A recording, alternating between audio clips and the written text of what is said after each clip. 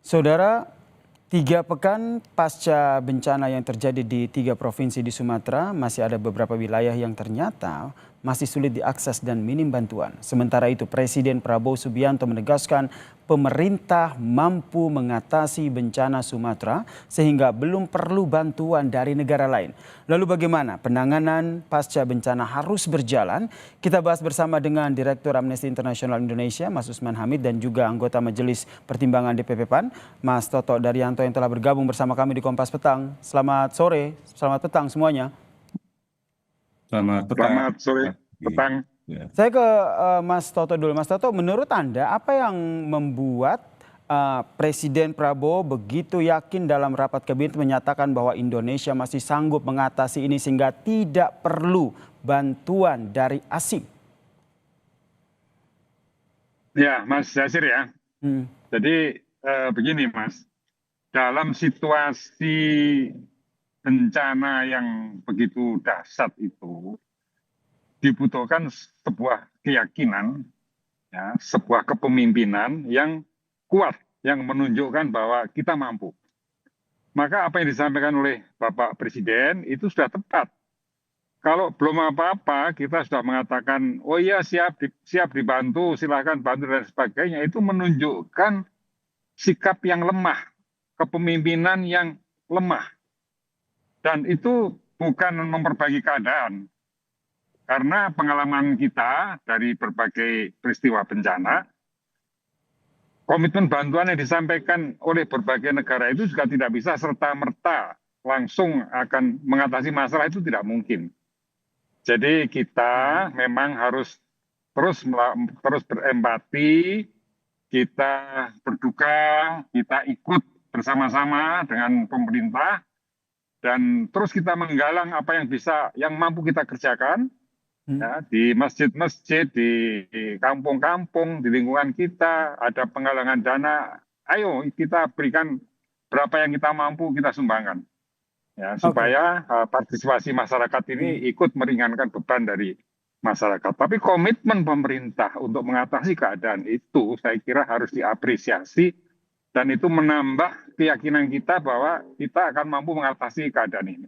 Mampu mengatasi Memang keadaan begini ya, meskipun kondisinya, Pak Toto, maaf saya potong, meskipun kondisi di lapangan kalau kita lihat seperti tadi aksesnya masih sulit, ambulans harus diseberangi dengan rakit, masih ada beberapa wilayah yang terisolasi, minim bantuan.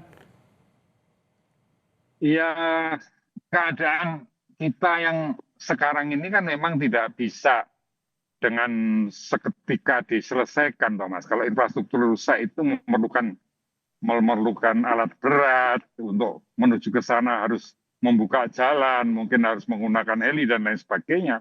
Dan pemerintah sekarang sudah mengerahkan seluruh kekuatannya untuk itu.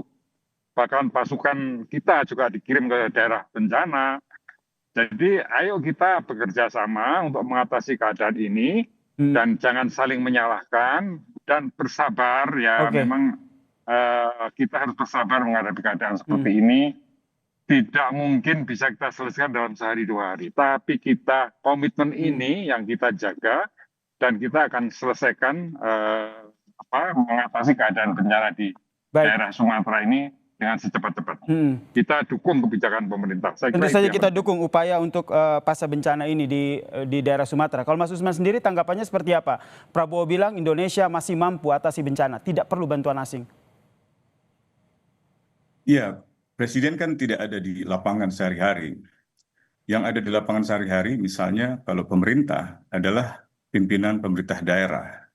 Beberapa hari yang lalu, misalnya Gubernur Aceh telah menyurati kantor PBB untuk meminta bantuan penanganan bencana. Di dalam surat itu dijelaskan bahwa bantuan penanganan bencana sangat diperlukan untuk mempercepat proses penanganan dan memastikan keberlanjutan pemulihan dan pembangunan, baik itu atas kerusakan atau kebutuhan, pemulihan sosial ekonomi yang bagi masyarakat yang terdampak, maupun juga pembangunan kembali infrastruktur dan juga penguatan kapasitas pemerintah daerah untuk pengelolaan risiko bencana di masa yang akan datang. Jadi pernyataan Presiden tidak mencerminkan kenyataan di lapangan. Presiden menyatakan cukup, menolak bantuan internasional, sementara gubernur menyatakan tidak cukup dan membuka diri bagi bantuan penanganan bencana dari luar negeri. Dan itu dituangkan di dalam sebuah surat. Demikian pula kalangan masyarakat di sana. Muzakarah Ulama, ini adalah forum musyawarah dari para ulama di Aceh, menyerukan agar status bencana di Sumatera ini, bahkan termasuk di Aceh, sebagai bencana nasional. Demikian pula para pakar hukum internasional dari Universitas Sumatera Utara dan juga berbagai ilmuwan yang selama ini mendalami pegunungan Leuser dan juga mengamati keanekaragaman hayati di Sumatera. Jadi pernyataan Presiden bukan hanya tidak sesuai dengan kenyataan, tapi mencerminkan ketertutupan sikap Indonesia di mata dunia. Indonesia adalah warga bangsa dunia, bukan hidup sendirian di dunia ini. Seharusnya membuka diri dan tidak bersembunyi di balik semangat nasionalisme yang sempit. Semangat nasionalisme yang tidak mencerminkan peri kemanusiaan yang adil dan beradab. Oke. Jadi tidak ada semacam naluri kemanusiaan yang tampak dari pernyataan itu, kecuali kepercayaan diri yang kosong. Oke, saya ke Mas Retorik. Toto. Tanggapannya, terlebih kalau kita lihat sekarang ini bukan 1 minggu 2 minggu, ini sudah 3 minggu dan terlihat ada beberapa warga yang menjadi korban di sana sudah bisa dikatakan putus asa begitu, mengibarkan bendera putih. Iya betul sekali. Nah, apalagi kalau kita hitung dari segi waktu, ini sudah 3 pekan, sudah 3 minggu. Presiden mengatakan nanti akan bangun jembatan dalam 1 minggu. Ini pernyataan yang membesarkan hati atau membohongi sebenarnya. Pernyataan Baik. yang mustahil bisa kita membangun jembatan di seluruh wilayah yang terdampak dalam 1 pekan. Kalau dikatakan pemerintah sudah mengerahkan segala sumber daya, segala kekuatan yang mana? Helikopter berapa yang terjunkan? Kita punya 200 lebih helikopter dari udara, darat, laut. Baik, Berapa karena yang kalau kita sudah berbicara soal penanggulangan bencana tidak hanya jangka pendek ya, tapi jangka panjang di sana. Tanggapan dari Mas Toto seperti apa?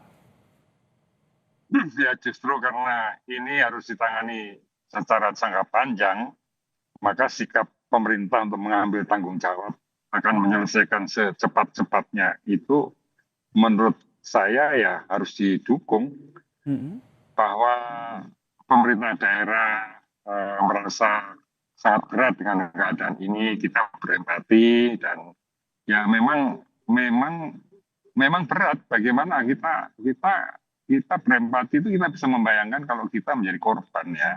Memang ini situasi yang sangat berat ya, pasti orang itu berputus asa itu bisa terjadi ya, tapi ya intinya kita harus